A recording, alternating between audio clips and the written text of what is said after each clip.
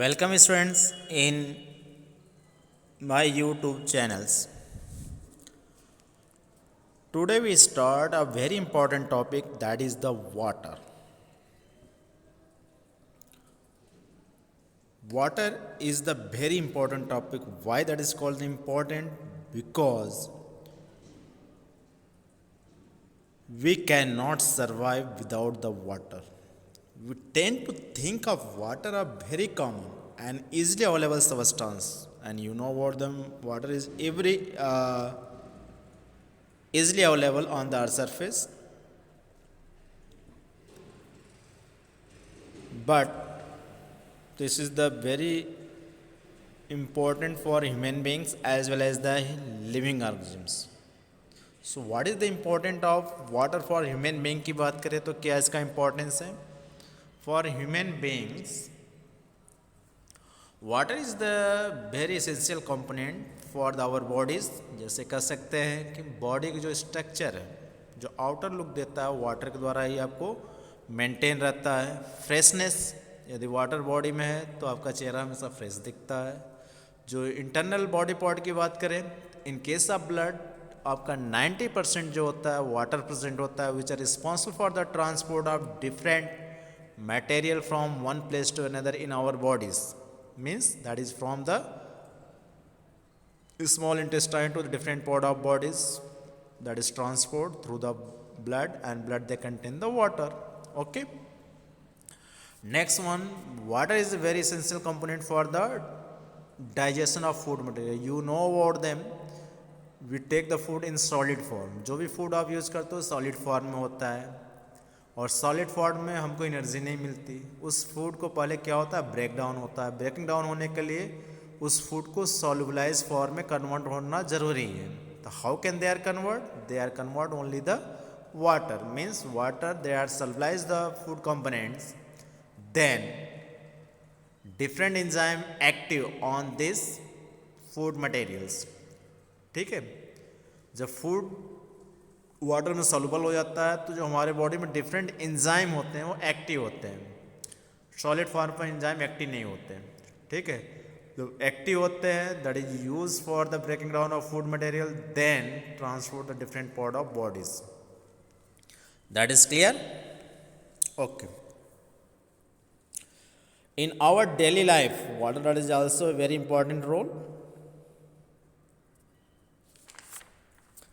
यदि वाटर की बात करें ऑन अर्थ सरफेस, तो अर्थ सरफेस पर water that is present in different forms. Normally on the surface of earth the water present in three forms. Earth surface पर जो water है three form में प्रेजेंट है. सॉलिड फॉर्म में means ice cap के रूप में, liquid which water are present on the pond, rivers, lake, stream, and gaseous means that is the water vapour which are present on the atmosphere. Water vapour के रूप में भी atmosphere में present होता है. तो on the earth water that is present in all it's three form, solid, liquid and gas. That is clear? Water, it is the liquid form which are available in ocean, sea, rivers, lakes and pond on the surface of earth. जो surface of earth पर जो river है, lake है, sea है, pond है, उसमें ये present होता है liquid form में. And it frozen form means solid form that is present on the polar ice cap and glacier. Glacier और पोलर आइस कैप जो है, नॉर्थ एंड साउथ पोल जो है, वहाँ पर सॉलिड फॉर्म में, फ्रोजन फॉर्म में प्रेजेंट होता है. And gaseous form the water present in the atmosphere. ठीक, जो हमारे सराउंडिंग से एटमॉस्फेयर में वाटर वेपर के रूप में वाटर प्रेजेंट होता है. That is clear? Water that is present on the earth surface larger amounts. ठीक है, सबसे ज़्यादा अर्थ सरफेस पे क्या प्रेजेंट है? वाटर. क्योंकि normally you know about them, जो थ्री पार्ट है आपका अर्थ का that is covered through the sea and ocean, और वन पार्ट जो है अर्थ का उसमें भी रिवर है, पॉन्ड है, लेक है. ठीक, मीन्स अर्थ सरफेस पर सबसे ज़्यादा वाटर है. बट फिर भी कहा जाता है this the save the water. Yeah, means that is the scarcity of the water. Why that is slogan written here? देखते हो टीवी में ऐड आता है या आप ट्रांजिस्टर यूज़ करते हो तो उस पर भी ये बोला जाता है save the water. Why that is called? What is the behind the reason? The main reason that is the maximum water is salty water which cannot use in different activities. Okay, so how many amount of water that is the salty water are present? Normally on the earth's surface 97% ocean and sea water जो present होता है वो salty water होता है, means they cannot use them. Okay, and this is not use our daily life, या जो हमारी need है रेगुलर की उसके थ्रू ये फुलफिल नहीं हो सकती क्योंकि वो सॉल्टी वाटर हमारे लिए यूजफुल नहीं है. Then only 3% of water present on the earth in fresh water. 3% water आपका फ्रेश वाटर है, in which 3% of water, most of this fresh water that is present in the occurs in the form of snow or glacier and ice cap के रूप में यह present होता है. Means the near about 2% of the fresh water which are present in glacier and ice cap के रूप में यह प्रेजेंट है. Means that is also not usable for us, उसको हम यूज़ नहीं कर सकते. ठीक, मीन्स 99% जो वाटर है आपके यूजेबल नहीं है. तो which water we are use? Only 0.7% जो ग्राउंड वाटर है which are present not readily available, यह इजिली अवेलेबल नहीं है क्योंकि ground water which present under the earth. जो रिचेबल आपका वाटर है only 0.3% which are present in river lakes and stream. केवल 0.3% वाटर जो अर्थ सरफेस पर प्रेजेंट है जो रेडली अवेलेबल है, that is present in river lake and stream, जो हमको दिखता है. ठीक है, मीन्स ओनली 1% आपका प्योर वाटर प्रेजेंट है. इसीलिए जो स्लोगन लिखा गया है save the water. That is clear?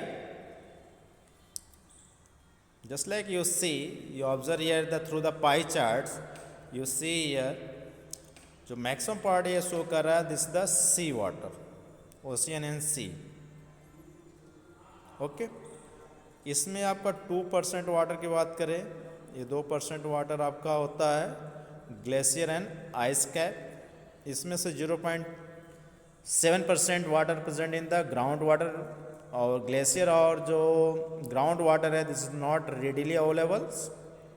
तो कौन सा वाटर हम यूज़ करते हैं दिखता है वो 0.3% जो वाटर प्रेजेंट है fresh water which are present in river lakes and streams we are easily available for us. That is clear? So that is written here the slogan that is the save the water. Means fresh water our surface पर बहुत कम है. Maximum जो water है our surface that is covered the earth, that is the ocean and sea water है, वो salty water है which can not easily available them, और वो आपके लिए यूजफुल भी नहीं है. That is clear? Okay, what is the local sources of water? अब वाटर की बात करें, लोकल सोर्सेस क्या है अर्थ सरफेस पर? लोकल सोर्सेस क्या है? Earlier there are no proper system of water supply. यदि पहले की बात करें तो गांव में, विलेजेस में अभी भी है, वहाँ पर कोई भी प्रॉपर सिस्टम नहीं है वाटर सप्लाई. जैसे इस समय जल निगम हो गया that is supply of water करने के लिए, लेकिन पहले के लोग या पहले जो लोग रहे थे उस तरह का जो वाटर सप्लाई का सिस्टम था वो प्रेजेंट नहीं था. People had to fetch water from river lakes और पॉन्ड्स. जो लोग थे वाटर लाने के लिए, फेच करने के लिए, वाटर मतलब लाने के लिए that is grow from river lakes and pond. River lake या पॉन्ड तक जाते थे. ठीक है, जैसे अभी भी जो विलेज गांव के लोग हैं जिसका रिवर के जस्ट बगल में यदि विलेज है तो वहाँ पर ये वाटर सिस्टम नहीं प्रेजेंट है। That is fetch the water directly from the river, वह रिवर के वाटर के यूज करते हैं। That is clear. और आज भी कुछ एरिया में means in case of Rocky area, जैसे जहाँ पहाड़ी इलाका है, जहाँ वाटर नहीं अवेलेबल है, ठीक है, वाटर लाने के लिए बहुत दूर दूर तक जाते हैं। Just like you see in summer vacation, summer seasons, Robertsganj की बात कर लीजिए, ठीक है, यहाँ वाटर सिटी में तो आपको जल निगम के थ्रू वाटर सप्लाई किया through the tractor, but in case of villages they face the water the many kilometres distance from their homes. अपने घर से वो कई किलोमीटर दूर जा कर के वाटर को ले आते हैं। देखो अगर साइकिल पर, ठीक है, बड़े बड़े डब्बे भरकर वाटर ले आते हैं। That is clear. We all know that cities water supplied through the water supply system maintained by the civic agency। और सिटी में क्या होता है, वाटर सप्लाई के लिए वाटर सप्लाई सिस्टम प्रेजेंट है जो मेंटेन किया जाता है सिविक एजेंसी के द्वारा। मीन्स गवर्नमेंट एजेंसी या गवर्नमेंट या नॉन गवर्नमेंटल एजेंसियां होती है जो उसको मेंटेन करती है, वाटर सप्लाई करती है। वाटर फ्रॉम रिवर्स और lake is purified. How can the water that supply in cities, पहले क्या करते हैं ये लोग, that is fetch the water directly from the river या लेक। ये रिवर या लेक से वाटर को पहले कलेक्ट कर लेते हैं, ठीक है, then purified in water treatment plant. उस वाटर को ब्लीचिंग पाउडर डाल करके या क्लोरिनेशन करके, ठीक है, means that is purified the water. Chlorine जो होता है that is use for the killing the microbes, microbes को किल करने के लिए यूज़ किया जाता है, तो उसमें डाल करके उसको प्यूरिफाइड किया जाता है। Then supplied through the network of pipes और to homes, office and school. उसके बाद उस वाटर को पाइप के थ्रू घर, ऑफिस और स्कूल में सप्लाई किया जाता है। That is clear. तो पहले वाटर किस फॉर्म में प्रेजेंट थे आपके, रिवर, लेक एंड पॉन्ड्स के रूप में। जो वाटर प्रेजेंट है अर्थ सरफेस पर ground water and water table के रूप में प्रेजेंट है। तो नॉर्मली जो मोस्ट रेन वाटर होता है and water from the rivers and pond seep through the soil goes underground, ठीक है। जो रेन वाटर होता है सीपेज करके, मतलब वाटर अर्थ सरफेस में स्मॉल पोर्स होते हैं उसके थ्रू वो फिल्टर करके, फिल्टर जो होता है उसको हम सीपेज बोलते हैं, ठीक है, फिल्टर करके चला जाता है अंडरग्राउंड रीजन में। This water is trapped in the space between the underground rocks. और जो ये वाटर है ट्रैप किया जाता है जो अंडरग्राउंड रॉक, नीचे जो चट्टाने हैं वहाँ पर उस वाटर को ट्रैप किया जाता है, मतलब कलेक्ट किया है, स्टोर होता है वहाँ पर।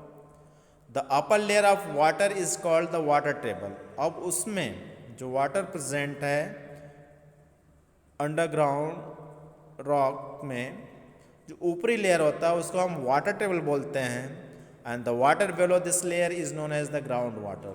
ऊपरी लेयर के नीचे जो वाटर प्रेजेंट है this is known as the ground water. तो what is different between the water table and ground water, that is clear. Water table क्या होता है, the water present underground rock, the upper layer of this water, underground rock में जो upper layer water का है this is known as the water table। जैसे हम major करते हैं कि वाटर टेबल वाटर कहाँ तक प्रेजेंट है, तो ऊपरी लेयर को देखते हैं तो उसको हम कहते हैं water table. And the water below this layer, उस लेयर के नीचे, ठीक है, जो वाटर प्रेजेंट है this is known as the ground water. That is clear. तो how can the ground water which are often, because you know about them, जो इसमें हम वाटर यूज़ कर रहे हैं वो ग्राउंड वाटर यूज़ करते हैं। तो ground water is drawn from wells, tubewells और hand pumps, is used for irrigation as well as for our daily needs. जो ग्राउंड वाटर है उसको ड्रॉन किया जाता है, खींचा जाता है थ्रू द वेल्स, कुएँ बना करके, ट्यूबवेल्स हैं एंड हैंड पम्प्स, ठीक है। जैसे इसमें समरसेबल यूज़ किया जा रहा है, हर घर में समरसेबल लग गया है, ठीक है, वो ग्राउंड वाटर को बाहर निकालता है जिसका हम अपने पर्पज़ के लिए यूज़ करते हैं। जो ट्यूबवेल होते हैं in villages area that is use for the irrigation purposes, irrigate करने के लिए ट्यूबवेल का यूज़ किया जाता है, ठीक है। We know that nearly 3/4 of surface of earth is covered with water. Everyone know about them. अभी शुरू में ही बताएं कि अर्थ का जो मैक्सिमम पार्ट है वो वाटर के थ्रू कवर्ड है। Then why do we face shortage of water, फिर भी कहता है कि वाटर के शॉर्टेज है। What is the reason? We also discuss about them. Again we discuss the next topic, that is the scarcity of water. Inside them, again we describe about them why that is the slogan is written कि save the water, yeah, why the shortage of water are present. Okay, you see here through the diagram different sources of water है, ठीक है, जैसे river हो गया, well हो गया, ठीक है, ये आपका लेक है और ये पॉन्ड है, ठीक है। Different sources of water are present. Okay, next topic है, this is the very important topic, that is known as the scarcity of water. What is the scarcity, why the scarcity of water, main reason क्या है? Normally you know about them, every one that is required the water, सबको water की required है। And यदि suitable amount में यदि rainfall ना हो तो वाटर टेबल जो होता है every year that is decreases. Reason क्या है? रेनफॉल ना होने से वाटर सीपेज करके ग्राउंड वाटर या वाटर टेबल को मेंटेन नहीं कर पा रहा है। मेंटेन ना होने का कारण क्या होता है? वाटर टेबल का जो रीजन हो डे बाय डे डिक्रीज करता जा रहा है। तो इसका रीजन क्या है?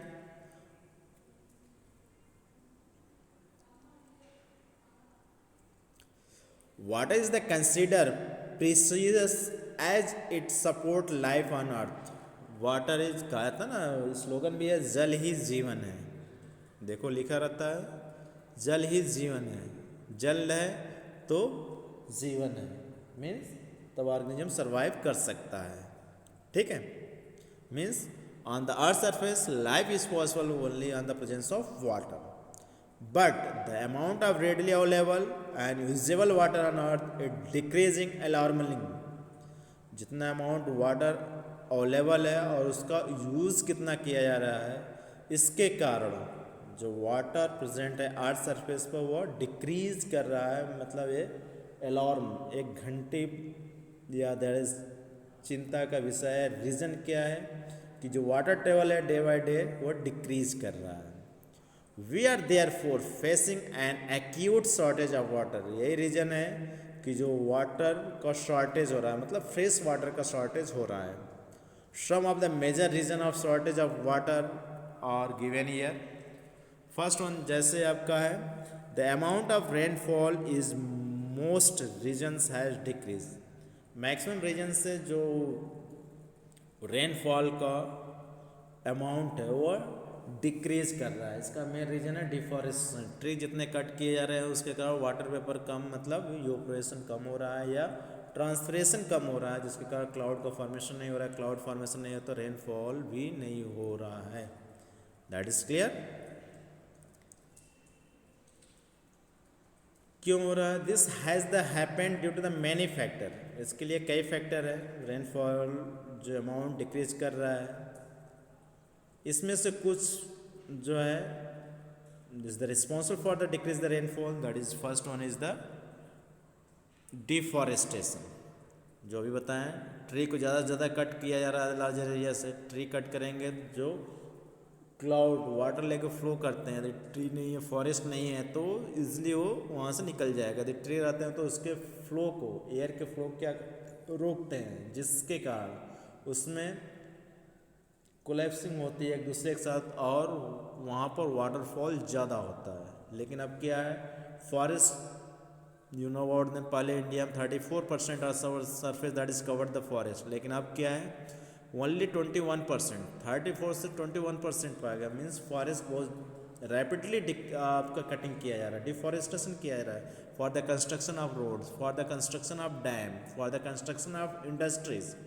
इसके कारण क्या हो रहा है, जो रेन वाटरफॉल होता था मतलब 200 to 200 mm पर ईयर वो डिक्रीज कर रहा है। Okay, second one increase in construction. Rainfall को डिक्रीज होने का रीजन है increase in construction of activity, different activities जैसे भी कहे dam activities, construction of roads, construction of industries, dam constructions, ठीक है। यहाँ पर हम ग्राउंड वाटर का यूज़ कर रहे हैं, that is clear.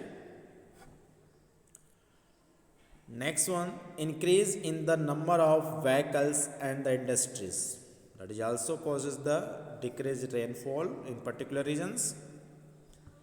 Increase populations, next point है जो स्कार्सिटी का ऑफ वाटर है, that is the increase population. You know about them, जितना पॉपुलेशन इंक्रीज करेगा every one that is required the water, सबके लिए वाटर की रिक्वायर्ड होगी, ठीक है।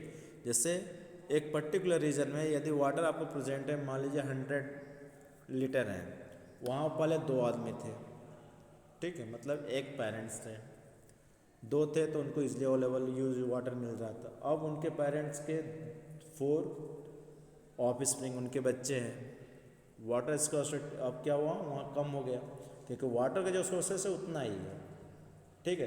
फिर उनके बच्चे होंगे, यहाँ पॉपुलेशन इंक्रीज कर रहे हैं लेकिन जो सोर्सेस है वो लिमिटेड है, तो क्या होगा, स्कार्सिटी ऑफ वाटर हो जाएगा, दैट इज क्लियर। क्लियर हो गया। तो पॉपुलेशन जो इंक्रीज कर रहा है इसके कारण जो डिमांड ऑफ वाटर है वो इंक्रीज कर रहा है, and where is the resources have depleted, और इसके कारण जो रिसोर्सेज वो डिप्लीट हो रहा है, and this is the main causes of shortage of और scarcity of water, this is the main reasons. Okay, that is clear. Do you know में कुछ एग्जाम्पल दिया है, that is the causes of green house effects. जैसे carbon dioxide gas breathe out by human and animals is used as the plant to prepare their own food through the process of photosynthesis. जो carbon dioxide animal और human being के through the respiration process के through जो release किया जाता है, उस carbon dioxide को प्लांट कंज्यूम कर लेते हैं उससे for the preparation there own food. Photosynthesis process के थ्रू उसमें कार्बन डाइऑक्साइड कंज्यूम हो जाता है, मतलब यूज होता है। Thoughtless and unnecessary cutting of tree will cause an increase in the level of carbon dioxide gas in the atmosphere. Thoughtless, आप इस पर सोचिए थोड़ा सा, जब कटिंग ऑफ ट्री, जब ट्री को बहुत ज़्यादा कट कर रहा है तो उसके कारण जो एटमॉस्फेयर में है कार्बन डाइऑक्साइड का मात्रा वो इंक्रीज कर जाएगा। This gas help in trapping a part of energy of sun rays in the earth atmosphere by not allowing that energy to escape। इसके कारण एटमॉस्फेयर में एक गैस का एक लेयर बन जाता है जो सन एनर्जी को ट्रैप करता है। This cause an increase in temperature on the surface of अर्थ, और इसके कारण उस गैस जो लेयर प्रेजेंट हो रहा है एटमॉस्फेयर में जो एनर्जी को ट्रैप कर रहा है, उसके कारण जो एटमॉस्फेयर का टेम्परेचर वो इंक्रीज कर जाता है। This term is known as the global warming. तो what is the global warming, that is increase the temperature of earth surface due to the green house effect, ठीक है। तो ग्रीन हाउस गैसेस वो layer form होता है atmosphere में, वो क्या करता है, सन रेज तो इंटर करती है क्योंकि उसमें वेवलेंथ ज़्यादा होती है, वो पेनेट्रेट करके इंटर कर जाता है, अर्थ सरफेस में जाता है, लेकिन जब यहाँ से रिफ्लेक्ट होकर वापस जाता है तो उस लेयर को, जो गैस लेयर, उस लेयर को पेनेट्रेट करके फिर एटमॉस्फेयर में नहीं जा पाता, जिसके कारण जो इनसाइड उसके नीचे जो पार्ट है अर्थ सरफेस जो प्रेजेंट है, दिस इज द वॉर, वो गर्म हो जाता है, इसको हम कहते हैं global warming. And this phenomenon is called the green house effect. और ये क्यों होता है global warming, due to the green house effect. और इसके कारण क्या होगा, यदि ग्लोबल वार्मिंग होती है, अर्थ सरफेस का टेम्परेचर बढ़ जाता है, this can cause melting of glacier and ice cap and increase in level of the water in sea and ocean. इसके कारण जब अर्थ का टेम्परेचर बढ़ेगा तो जो आइस कैप और ग्लेशियर जो प्रेजेंट है, हिमखंड जो प्रेजेंट है, वो टेम्परेचर बढ़ने के कारण वो मेल्ट करेंगे, ठीक है, जिसके कारण जो सी और ओशियन का लेवल है वाटर का वो इंक्रीज करेगा। And if that happens, large area of earth surface may get sunk। यदि ऐसा होता है तो जो लार्जर एरिया, मतलब कोस्टल एरिया, जो समुद्र किनारे जितने पार्ट है वो सबमर्ज हो जाएंगे, उसमें डूब जाएंगे। Hence cutting of trees should be avoided and more trees should be planted। इसको प्रिवेंट करने के लिए जो ट्री को लार्जर एरिया में कट किया है उसको तुरंत बैन लगाना चाहिए, as well as that is the planting in bare area, जो एरिया बचा हुआ है वहाँ पर ज़्यादा से ज़्यादा ट्री लगाए जिससे एटमॉस्फेयर की जो गैसेस है वो मेंटेन रहे। That is clear. I hope that all of clear from this video. Thank you for watching the videos. Thanks.